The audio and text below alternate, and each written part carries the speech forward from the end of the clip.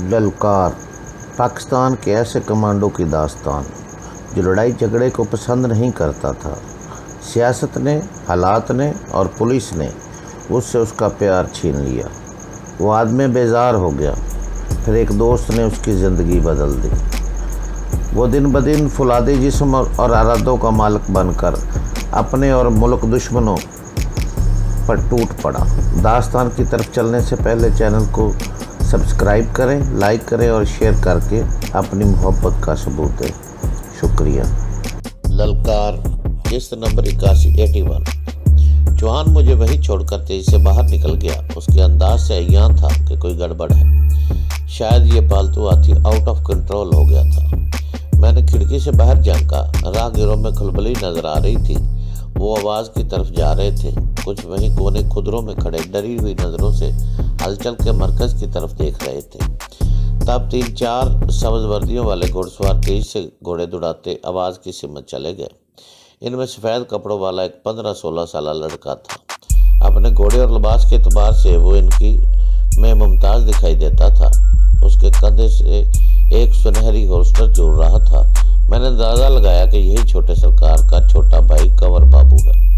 2-3 minute बाद मैंने खिड़की में से एक और चौंका देने वाला मंजर देखा। 5-6 अफराद ने एक चारपाई उठा रखी थी और एक तरफ भागे जा रहे थे। चारपाई पर सांवली रंगत वाला एक गरीब सूरत नौजवान था। वो धोती और बुनियान में था। इसकी धोती खून से सुर्ख नजर आती थी, बाकी जिस्म से भी खून रस रहा था। 2-3 मशल बरदार भी चारपाई के साथ साथ दौड़े जा रहे थे। 10-15 मिनट बाद सुकून हो गया। हाथी की आवाज़ काफ़ी फासले पर सुनाई देने लगी। इसी दौरान में चौहान भी वापस आ गया। उसने बस इतना बताया कि कंवर बाबू का पालतू हाथी बादल अपने महाबत की गलती से बाहर निकल आया था। इसकी वजह से एक बंदा जख्मी हो गया है। बहरहाल अब बादल को पकड़ लिया गया है। जो फायर किए गए थे वो हाथी को डराने के लिए थे। कुछ ही देर बाद हमारी गुफ्तगू फिर वहीं से शुरू हुई जहाँ सिलसिला टूटा था। चौहान ने मुझे बताया कि इसकी मालूमात और ऐनी मुशाहदे के मुताबिक मैं मुतअद्दिद बार यहाँ से भागने की कोशिश कर चुका हूँ। इसकी ऐसी बातों से मेरा दिमाग सनसना उठा। दिल की धड़कन बढ़ जाती और मेरे इर्द गिर्द गहरी होती चली जाती। इसके साथ ही कहीं दिल की अथाह गहराइयों से ये आवाज़ उभरती कि शायद डॉक्टर चौहान ठीक ही कह रहा है। माजी में कहीं कुछ ऐसा हुआ होगा। चौहान मेरे तासरात बगौर देखते हुए बोला, नल पानी के छोटे सरकार अजीत राय हालांकि हुक्म जी के सगे भाई हैं, लेकिन जैसा कि मैंने बताया है दोनों भाइयों के मिजाज में बहुत फ़र्क है। छोटे सरकार ऐशो इशरत के इस तरह दिलदादा नहीं जिस तरह हुक्म जी हैं। छोटे सरकार इंसाफ पसंद भी हैं। ख़ास तौर से मुसलमानों के लिए वो अपने दिल में नरम गोशा रखते हैं और उनके साथ अपनी अमलदारी में कोई नाइंसाफ़ी नहीं होने देते। बल्कि कई लोग तो ये कहते हैं कि वो हिंदू होने के बावजूद हिंदुआना रस्म रिवाज को खराफात समझते हैं और धर्म के कट्टरपन को बर्दाश्त नहीं करते। कभी कभी कुछ लोग हुक्म जी की अमलदारी में नाइंसाफ़ी का शिकार होते हैं तो वो छोटे सरकार की अमलदारी का रुख करते हैं। वो नल पानी आ जाते हैं। ऐसे लोगों को छोटे सरकार बड़ी दिलेरी और फराग दिली से पनाह देते हैं, लेकिन शर्त यही होती है कि पनाह लेने वाला अपराधी न हो और उसने कोई बड़ा जुर्म न किया हो। मैंने तुम्हें बताया है ना कि मैं खुद भी शुरू में जरगा ही से आया था, मगर फिर यहाँ नल पानी आ गया। इस तरह ये लड़की सुल्ताना भी अपने बच्चे को और तुम्हें लेकर यहाँ पनाह लेने आई है। ये बात साफ जाहिर है कि वो जॉर्ज और हुक्म जी की दस्तरस से बचना चाह रही है। उसे बासानी पनाह मिल जानी थी, मगर वो कहते कहते खामोश हो गया। फिर ज़रा तवक्कुफ से बोला, अब बेचारी सुल्ताना के लिए बड़ी मुश्किल हो जाएगी। हुक्म जी की तरफ से तो इस पर पहले ही इल्ज़ाम लगाया जा रहा है कि वो आवारा है और इसकी गोद में जो बच्चा है वो भी तुम्हारा नहीं। अब जबकि तुमने एहलकारों के सामने साफ कह दिया है कि वो तुम्हारी बीवी नहीं है, तो उसके पास कहने के लिए कुछ नहीं रहा। जो लोग उसका पीछा कर रहे हैं वो यहाँ नल पानी में पहुँचते ही में अब ज़्यादा देर नहीं लगाएंगे। ऐन मुमकिन है छोटे सरकार उसे और तुम्हें गूंगे आशू समेत फौरन हुक्म जी के एहलकारों के हवाले कर दें। चौहान जो कुछ बता रहा था वो काफ़ी हैरतनाक था। वो कह रहा था कि मैं इससे पहले भी यहाँ से भागने की कोशिश कर चुका हूँ اور ناکام رہا ہوں۔ تو کیا یہ سارا علاقہ کسی سخت حفاظتی اثار میں تھا جہاں سے نکل پانا مشکل تھا؟ اتنے وسیع اور عریض علاقے کو کسی سخت اثار میں رکھا جانا کیسے ممکن تھا؟ کیا وہ مجھے صرف ڈرانے کے لیے ایسی باتیں کر رہا تھا تاکہ میں یہاں سے بھاگنے کی کوشش نہ کروں؟ وہ کہہ رہا تھا کہ سلطانہ نامی یہ لڑکی میری موسنا کی حیثیت رکھتی ہے اور میری خاطر بہت تکلیفیں سہ چکی ہے۔ ممکن تھا وہ ٹھیک ہی کہہ رہا ہو۔ سلطانہ کے رویے میں کچھ جھلکیاں تو میں پچھلے 2-3 روز میں دیکھ چکا تھا، لیکن وہ جو کچھ بھی تھا ماضی کا وہ حصہ جس میں بقول چوہان یہ لڑکی میری موسنا کی حیثیت رکھتی تھی میرے آپ میں سرے سے ہی موجود نہیں تھا۔ وقت کے اس گمشدہ ٹکڑے میں جو کچھ ہوا تھا میں کسی بھی طرح اس کا ذمہ دار نہیں تھا۔ اپنے جسم کے مندمل زخم دیکھنے کے بعد میں اس حیرتناک نتیجے پر تو بہرحال پہنچ گیا تھا کہ میرے ساتھ کچھ انوکھا ہو چکا ہے۔ یہی وجہ تھی کہ میں چوہان کی باتوں کو مکمل طور پر رد نہیں کر سکتا تھا، لیکن کچھ بھی تھا، سلطانہ کے ساتھ میری شناسائی صرف 2 دن پرانی تھی۔ میں اس کے ساتھ کسی طرح کی وابستگی محسوس نہیں کر سکتا تھا، اور یہی سبب تھا کہ اس کی مصیبت سے مجھے کوئی سروکار نہیں تھا۔ میرے ذہن میں تو صرف ثروت کا نام گونج رہا تھا اور دل میں اس کے غم کا سمندر ہلکورے لے رہا تھا۔ میں جلد سے جلد اپنوں میں پہنچنا چاہتا تھا اور جاننا چاہتا تھا کہ میرے زندہ رہنے کا کوئی جواز باقی بچا ہے یا نہیں۔ وہ رات بڑی مشکل سے کٹی۔ میں آخری پہر تک جاگتا رہا۔ غنودگی کی سی کیفیت تھی، ذہن گھوڑ دوڑ کا میدان بنا ہوا تھا۔ یہ بات اب میری سمجھ میں آنا شروع ہو گئی تھی کہ لاہور ڈیفنس کی کوٹھی کی سیڑھیوں میں سے گر کر ہوش و حواس سے بیگانہ ہوا۔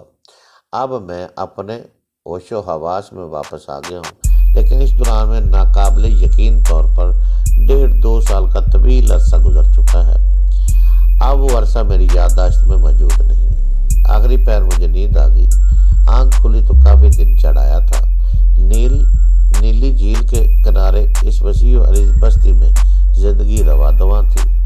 جھیل میں کشتیاں ڈول رہی تھی۔ ایک بڑا بحرہ جو یقیناً بستی کے کسی متول شخص کا رہا ہوگا، بادبانوں کی مدد سے ہولے ہولے جنگل کی سمت بہہ رہا تھا۔ اس میں 2-3 پالکیاں دھری تھی جن میں یقیناً پردہ پوش خواتین تھی۔ کہیں کہیں جھیل کے کنارے سبز وردیوں والے گھڑ سوار بھی گھوڑے دوڑاتے دکھائی دے رہے تھے۔ دور فاصلے پر ایک عظیم الشان حویلی کے کلش پر گنبد سنہری دھوپ میں چمک رہے تھے۔ ان سے اوپر نیلگوں فلک پر پرندوں کی اڑانیں تھیں۔ بقول چوہان اس عمارت کو دیوان کہا جاتا تھا۔ میں کسی داستانی بستی میں آ گیا تھا۔ اس دوران میں غنی صاحب اندر داخل ہوئے۔ ان کے بیوی بچے تاحال لوٹے نہیں تھے۔ میں نے ان کے ساتھ مل کر بے دلی سے ناشتہ کیا۔ وہ افسردہ نظر آ رہے تھے۔ انہوں نے بتایا کہ سلطانہ واپس نہیں آ سکی، اس کا بچہ اور ہاشو بھی وہیں ہیں۔ میرے سر سے مسلسل ٹیسیں اٹھ رہی تھی۔ پٹی بدلے جانے کی ضرورت تھی، لیکن فی الوقت ڈاکٹر چوہان یہاں تھا اور نہ ہی سلطانہ موجود تھی۔ ابھی وہ مشکل ہم فارغ ہی ہوئے تھے کہ وردیوں والے گھڑ سوار غنی صاحب کے دروازے پر نظر آئے۔ ان کی آمد متوقع تھی۔ غنی صاحب نے سراسیمہ لہجے میں کہا، میرا خیال ہے کہ وہ ہم کو لینے آئے ہیں۔ شاید آج سلطانہ کا مقدمہ چھوٹے سرکار کی عدالت میں پیش ہوئے گا۔ غنی صاحب کا اندازہ بالکل درست تھا۔ کچھ ہی دیر بعد ہم ایک مقامی طرز کی گھوڑا گاڑی پر سوار چھوٹے سرکار کی عظیم الشان حویلی کی طرف جا رہے تھے۔ یہ 2 گھوڑوں والی گاڑی تھی اور اس کے دونوں پائیدانوں پر 2 مسلح باوردی اہلکار کھڑے تھے۔ چھوٹے سرکار کے اہلکار سلطانہ کے دونوں تھیلے نما جھولے کل بھی اپنے ساتھ لے گئے تھے۔ آج انہوں نے گونگے ہاشو کا مختصر سامان بھی گھوڑا گاڑی میں اتار لیا تھا۔ راستے میں مجھے حیران کن مناظر دیکھنے کو ملے۔ کاروباری زندگی جاری تھا۔ ہم ایک سبز منڈی کے پاس سے گزرے، پھر ایک زیر تعمیر مسجد میں بہت سے لوگوں کو مچانوں کے اوپر کام کرتے دیکھا۔ گھوڑا گاڑیوں کے علاوہ یہاں بیل گاڑیاں بھی، کہیں اونٹ گاڑیاں بھی نظر آ رہی تھی۔ پختہ سڑک کہیں نہیں تھی، ہاں نیم پختہ راستے موجود تھے جن کے کنارے کثرت سے درخت لگائے گئے تھے۔ ایک جگہ درختوں تلے 2 خستہ حال جیپیں کھڑی دکھائی دی۔ یہ جیپیں شاید استعمال کے قابل نہیں تھی۔ مقامی لوگوں کا لباس زیادہ تر پجامے اور لنگی پر مشتمل تھا۔ کہیں अंगरीखे भी नजर आते थे। औरतों में से कुछ ने घाघरे चोलियां पहन रखी थी। औरतों के जिस्म पर चांदी के जेवर आम दिखाई देते थे। खास तौर से चूड़ियां हिंदू मुस्लिम दोनों तरह के लोग यहाँ नजर आ रहे थे, बल्कि मुसलमान शायद कुछ ज्यादा ही थे। जल्दी हम झील के किनारे से अजीमुल शान इमारत के सामने पहुंच गए, जो दूर से तो शानदार नजर आती ही थी, करीब से और भी पुरशकूह थी। एक जो हैकल चमकीले गेट के अंदर से गुजर कर हम एक तवील रविश पर आ गए। यह दीवान का बैरूनी हिस्सा था। बड़ी खूबसूरत जगह थी। दोनों तरफ सब्ज ग्रासी मैदान नजर आते थे और फूल पौधे कसरत से थे। जगह जगह मुस्तैद घुड़सवार बिल्कुल साकत खड़े थे। उनके हाथ कोनियों तक सफेद दस्ताने थे और उनकी निगाहें अपने सामने गैर मरई नुक्तों पर जमी हुई थी। यहाँ हमें चंद शानदार गाड़ियाँ और जीपें भी नजर आईं, जिनमें एक कीमती रोल्स रॉयस भी थी। सफ़ेद हाथी के बारे में मैंने उनसे पहले फ़कत सुना था या देखा भी। वो बड़े अच्छे तरीके से सजा हुआ था। इसके ऊपर ओहदा रखा था और चौकस महावत हाथी के ऊपर ही था। गालबन ये किसी ऐसे रईस या अमीर की सवारी थी जो यहाँ छोटे सरकार से मिलने आया हुआ था। बावर्दी अफराद ने मुझे और गनी साहब को गाड़ी से उतारा और एक आम जगह लोगों के दरमियान बिठा दिया।